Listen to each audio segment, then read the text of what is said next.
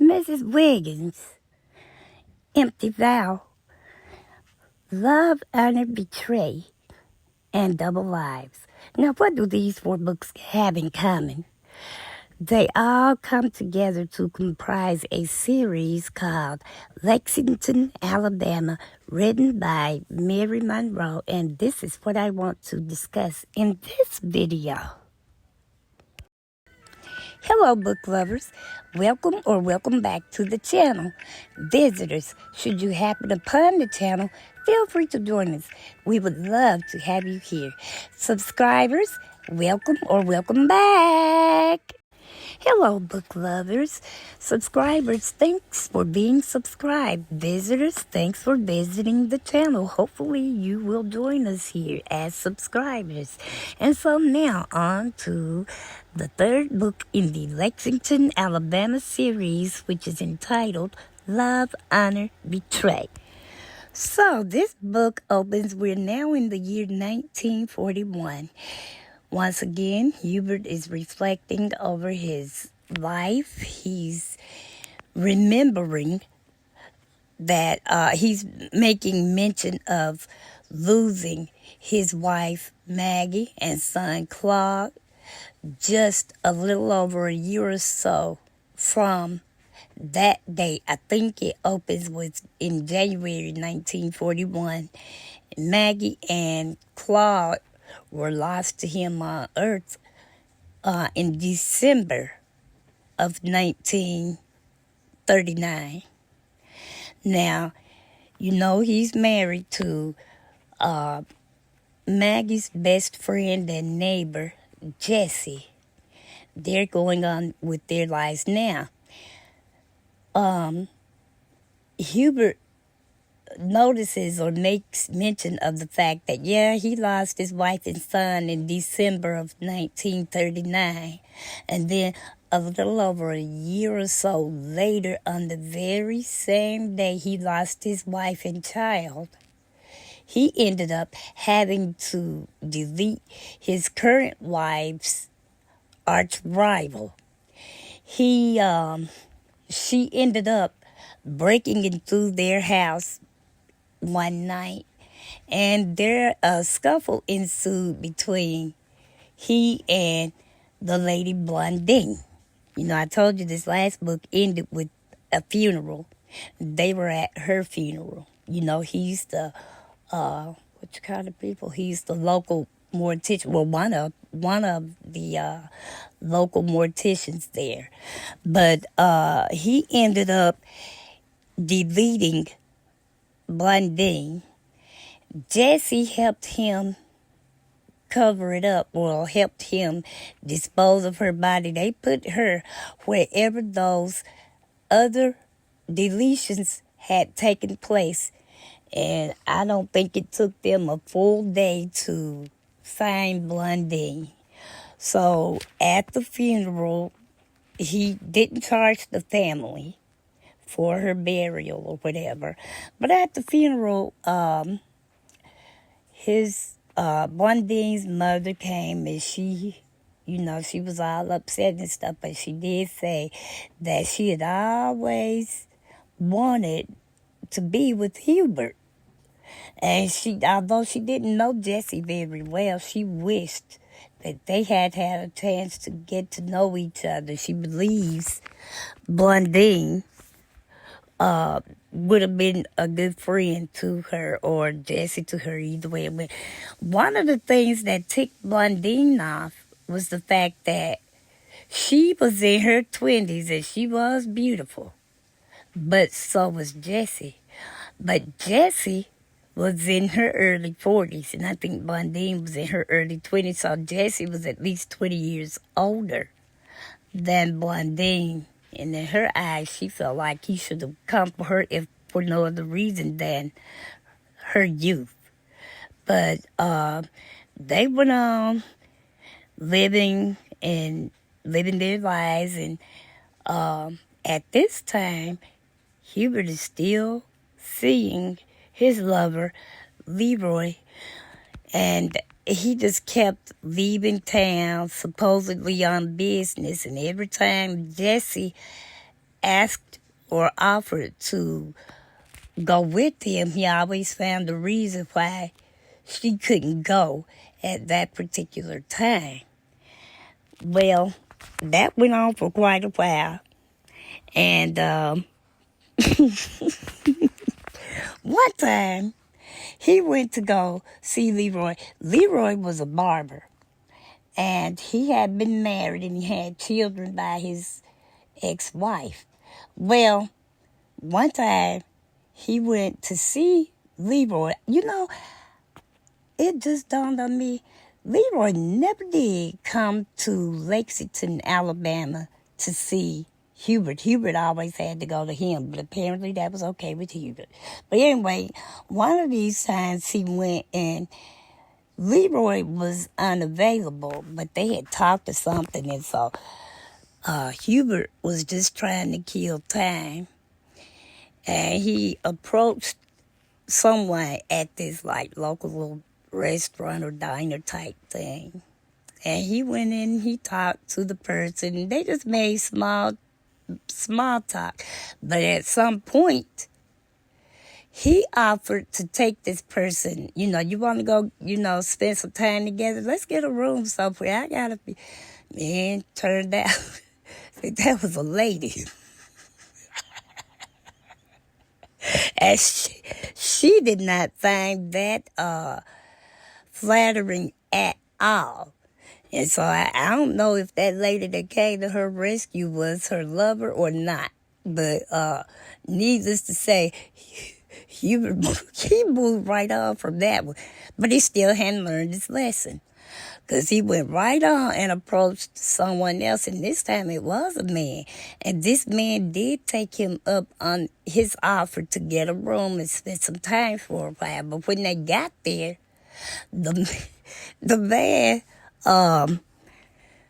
told him, I charged $2. Well, Hubert didn't know he was paying for pleasure. So Hubert told him no, that's not what he thought it was all about. He eventually ended up giving the man the money just so the man would go ahead and leave him alone. It got pretty heated in there for a while.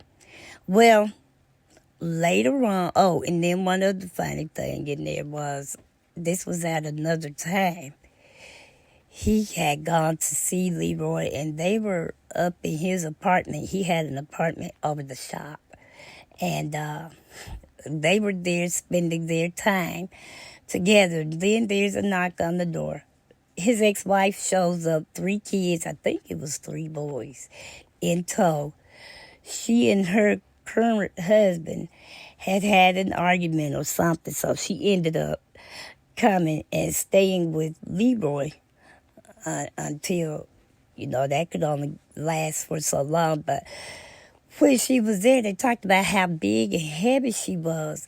And so, keep in mind, Leroy's family doesn't know that he is gay either. Hubert had to spend the whole night up under the bed because neither one of them could find a way to get past his ex-wife and their children.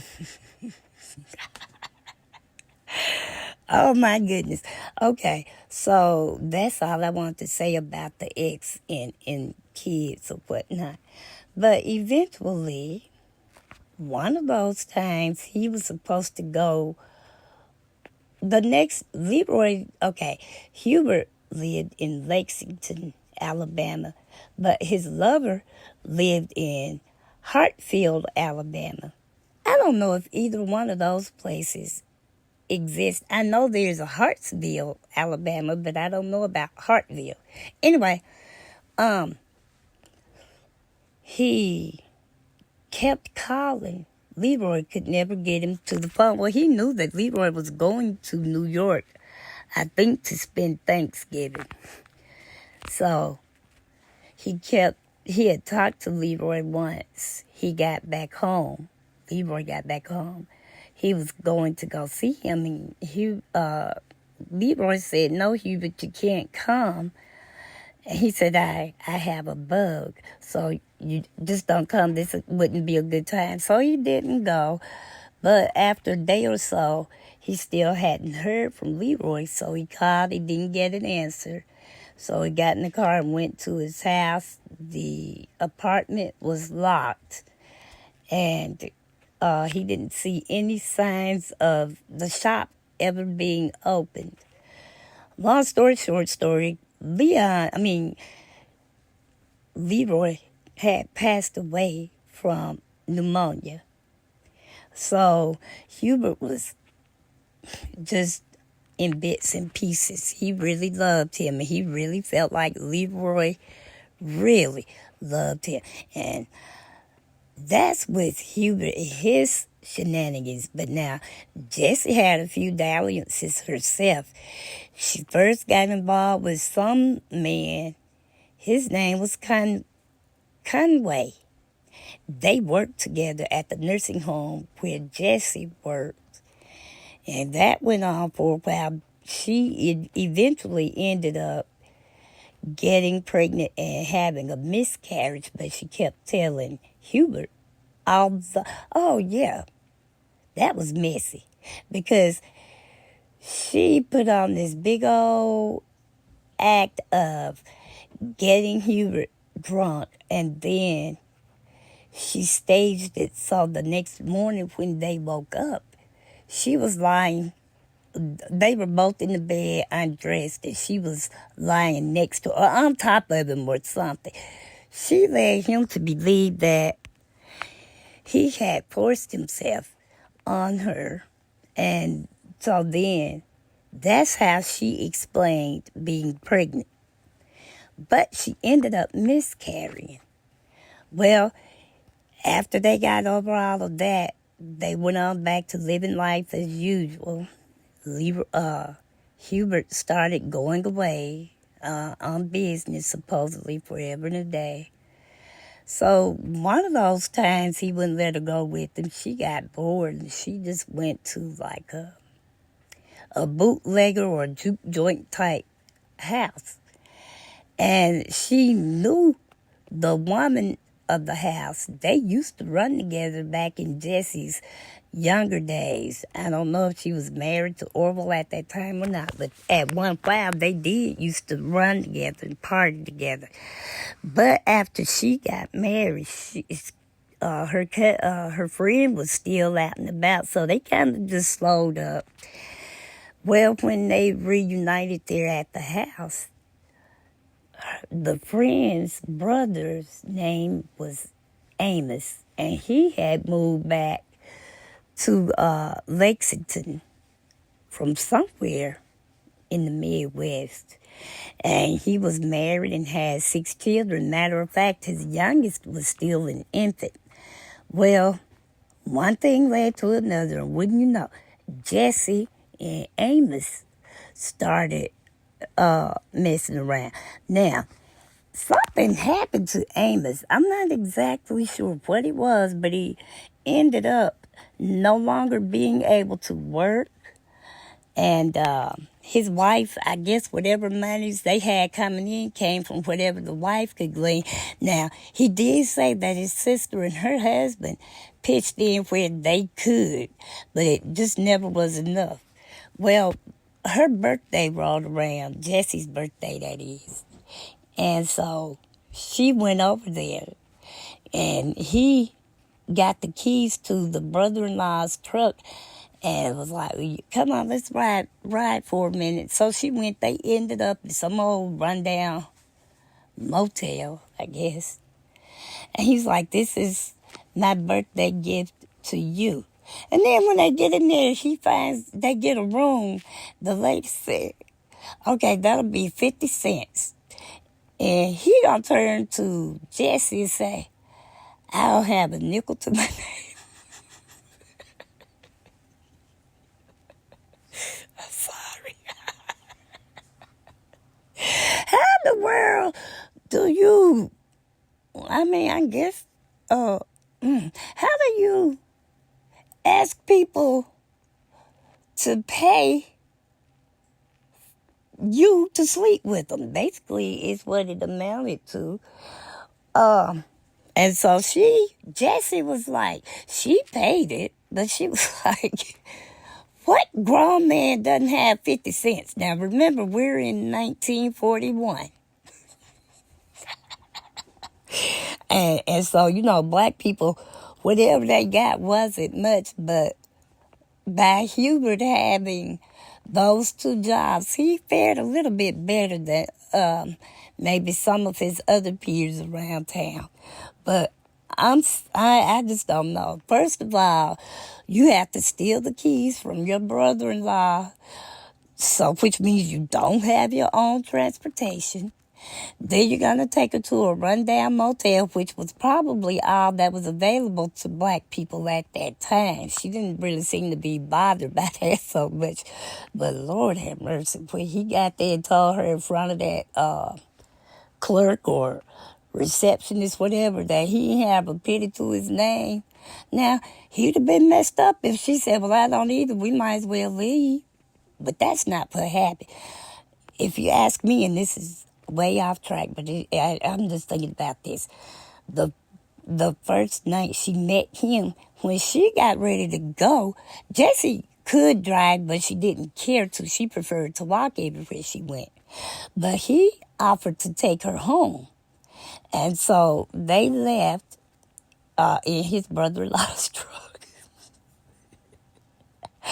But she said something about she wished she could get her a fish sandwich.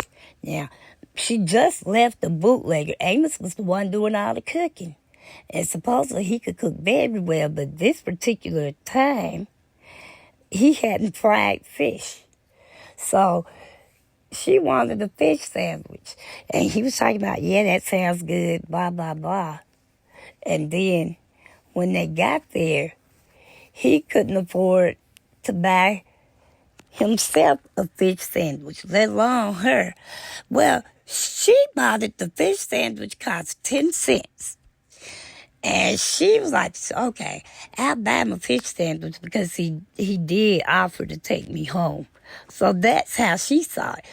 Unfortunately for her, though, when she did that, I believe that opened the floodgates for him to feel free to just get everything he had from her. It even got to the point to where he had even asked her to buy him a car. So, well, that just went off left field. Okay, I'm back. Okay, I'm back. Needless to say, that relationship she finally cut it off. Now, let's go and talk a little bit about the rash of deletions. The last book, I told you there were 5 deletions. Blondine made 6. And so far, they were all females. Well, now 2 men have turned up deleted. Yet and still nobody understood who could be behind it or why. Okay, come to find out, I believe I might have said something in the first book about Hubert hiring the 2 men, Tyrone and Floyd, to help run the funeral home when he was out supposedly conducting business on behalf of the funeral home, or either at his other 9-to-5 job at the turpentine mill. Well, he buried Blondine for free, and someone else had passed, and he didn't charge that family either. Meanwhile, they weren't getting very many bodies. There was another black-owned and operated funeral home across town. It was operated by 2 brothers, the Phillips brothers, and they were the ones getting a lot of the business. So Tyrone and Floyd decided, the only way they would ever get anything was if they went out and got it. So they were the ones behind deleting all of these people. And then the bodies would be, the families would choose Hubert's funeral home And that's how they were making extra money. And that was found out because Hubert overheard them talking. They didn't know he was around or didn't think he was listening. They didn't know he was around. But instead of going and saying anything to him, he went and took the info to the police, which is exactly what I would have done. One of them ended up being executed. I think Tyrone was the one who was executed. And Floyd ended up having a heart attack the day before he was due to sit in Yellow Mama's lap. That was the name of the electric chair in the state of Alabama at that time. So that's how the Floyd and Tyrone exited the story. Well, once again, Hubert decided, after Leroy passed away, Hubert decided that he just needed and wanted to come clean to Jesse about being gay and having other lovers. And he admitted to doing all of that while Maggie was alive, and she knew it. And she did, and she was shocked and hurt. She couldn't believe she was dealing with something such as this.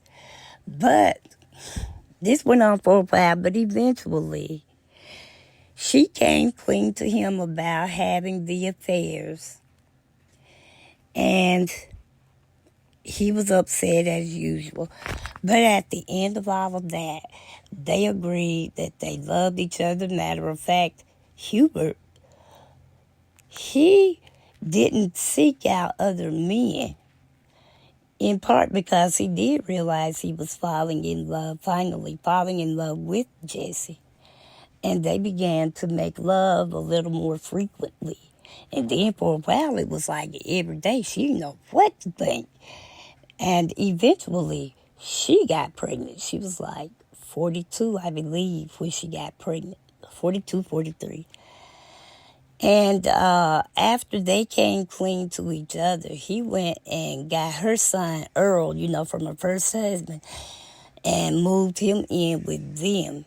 He didn't seem to care. They never said what his mental challenges are, but sounds like, if I had to make an educated guess, it sounds to me like he may have had some form of autism.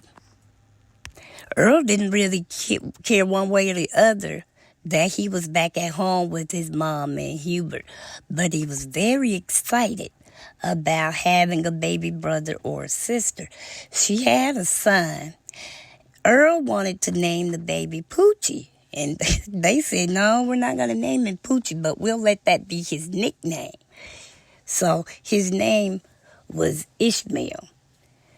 And this basically wraps up book 3 of this series, Lexington, Alabama. Now, I am going to talk about the last book in this series, Double Lives. But I'm going to tell you right now, the reason I'm not going to really go into much detail here is because, to me, this is the 4th book in the series. I don't know if it's going to be any more. But this book right here has absolutely, positively nothing to do with either of these 3 books I just got through speaking on. It's a very good book, Double Lives is. It's a very good book. However, to me, it is more of a standalone than an inclusion in this series in particular. Now, it may serve better as the first book in another series, but as the only reason I could figure she called it the 4th book of this series is because Lexington, Alabama is mentioned once, maybe twice.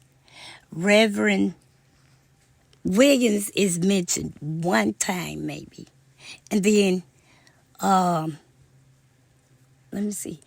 The Phillips brothers were Ned and Percy Phillips. They were mentioned once. They may have even been mentioned twice. But there was absolutely nothing. They were just mentioned. There was no storyline surrounding these people or anything. And there was absolutely no mention of Hubert's parents, Minister Wiggins and his wife. There was no mention of Hubert, Jesse, Earl, Ishmael, none of that. So that's why I say, to me, this really concludes the series. But she put Double Lives, and I mean, I waited on Double Lives. It's only been out a little over a month, and I waited before I wanted to even upload this video. And it, in a way, it was worth the wait, because it's a very good book on its own. But it wasn't worth the wait because it really doesn't tie into the other 3 books. Well, book lovers, this concludes this video. Thank you once again to my subscribers for subscribing. Thank you to the visitors, if any, who have bothered to join or visit the channel. Hopefully you will join us over here. And to everyone, please do not forget to like, share, comment respectfully, and by all means make sure your notification bells are not only turned on, but are set to all, so that you will be notified every time I upload a video. And book lovers, remember this: as long as there are books around, there is always something to read. Book lovers, be safe out there, and God bless.